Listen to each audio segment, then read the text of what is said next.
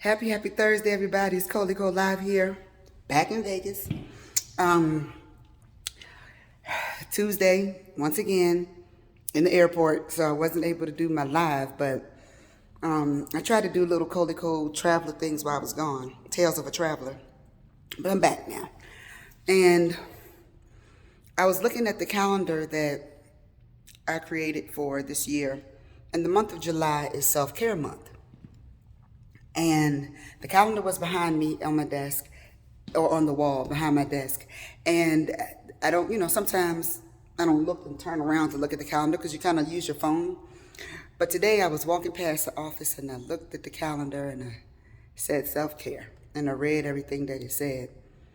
And in self-care, it's not just taking care of you and pampering yourself.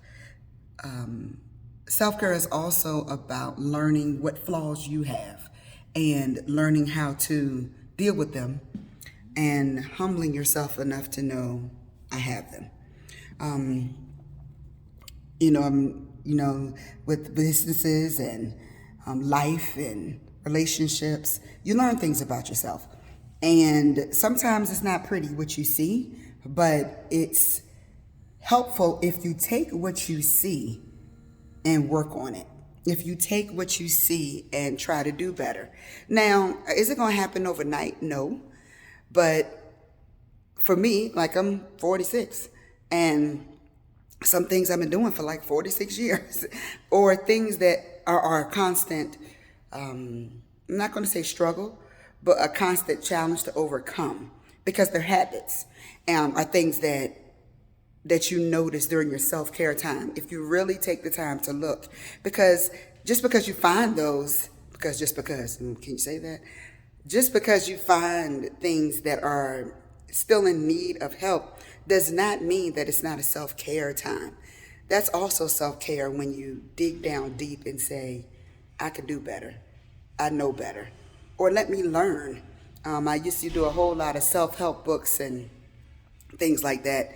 And because of work and life, getting not in the way, but taking over time, I didn't prioritize my time with my workbooks and stuff like I used to. People who know me know I always have a book bag. I'm a workbook nerd. I love to learn new things. I love to study new things. And I used to love to do a lot of work study on me, even though it hurt. And I'm getting back into that. That's another point that I'm making with the self-care. Don't be afraid to pick up a book that helps you.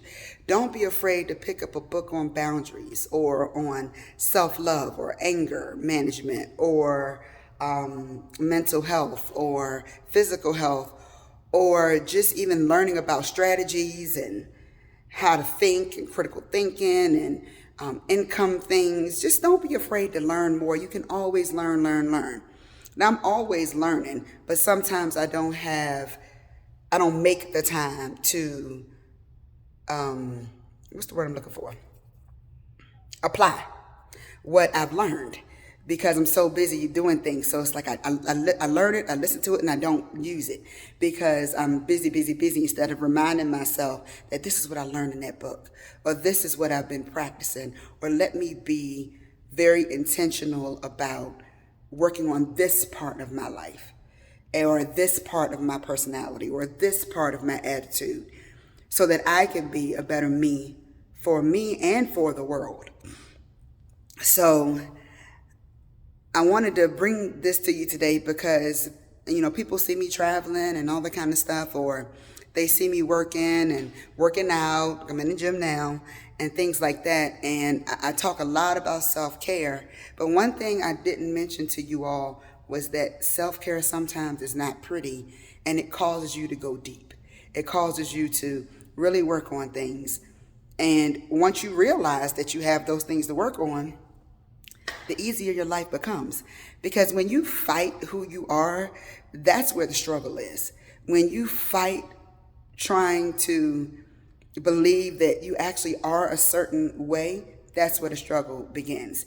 Knowing that there's good in it all. Like even when you learn things that you don't like about you, there's good in knowing, you know what? let me adjust this, so let me tweak this. It doesn't mean you have to change your whole self, but it also doesn't mean that you have to succumb to whatever you've been doing for 40 something years. And the self-care is so important because there's a balance in self-care. There's a balance when you treat yourself great, pamper yourself, and there's a balance when you learn. And the best thing is when you learn from other people that have been through it before. My famous slogan is, I'm not going to reinvent the wheel. If you already went through it, let me know so I don't have to go through it. Does it always work? No. But the fact that somebody can go through something and share with you to the point that you don't have to go through it, that's good self-care too, when you learn from other people. And in this life, we have to learn to relax, because in America, we are so uptight about everything. And when I visit other countries, I like to do that because they are not uptight about things. They got one speed, slow. They're not rushing for nothing. They're not making haste over anything. They're not making anything a big deal. You're going to get it when you get it. And that's it. And the whole country is like, okay. So that's why they're less stressed than we are. But we don't relax because of the society that we live in. We were floating in the beach last week. And this is something I teach when I'm a Red Cross instructor, and I teach that sometimes about drowning and about floating and about surviving in bodies of water. And one of my good friends is a swim instructor, and we were out there, and one of the girls didn't know how to swim, and she was like, I just want to learn how to float.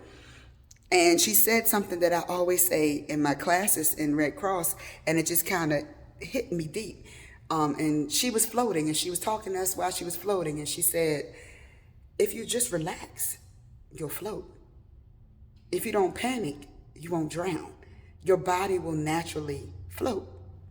And I've said that before, but out in the middle of that ocean, it hit me even deeper when she said it, because it is so true. In our lives, if we just relax, we'll float. But if we panic, if we get distressed, if we start freaking out and go into our own thoughts and devices, we're going to drown. It takes us to take the time to float. So with the self-care, I just want to say, learn how to float. Relax. Learn how to let life do what it's doing, but also learn how to dig inside yourself so that you can accept who you are for the good and the bad and the ugly. Learn about yourself, do better so you can float. All right? So, Colico Live here. Missed your Tuesday, but I wanted to get this in on you today. It's okay to have your say on Colico Live, but if you don't have nothing nice to say, don't say nothing at all. That includes everybody, include me, because I always got a lot for me to work on too. So I'm working on it. See my shirt? Working on it. I love wearing the shirt. You probably have seen it before. But have a wonderful, wonderful Thursday. Have a wonderful rest of your week. And remember, let's learn how to float. Relax. Have a good one.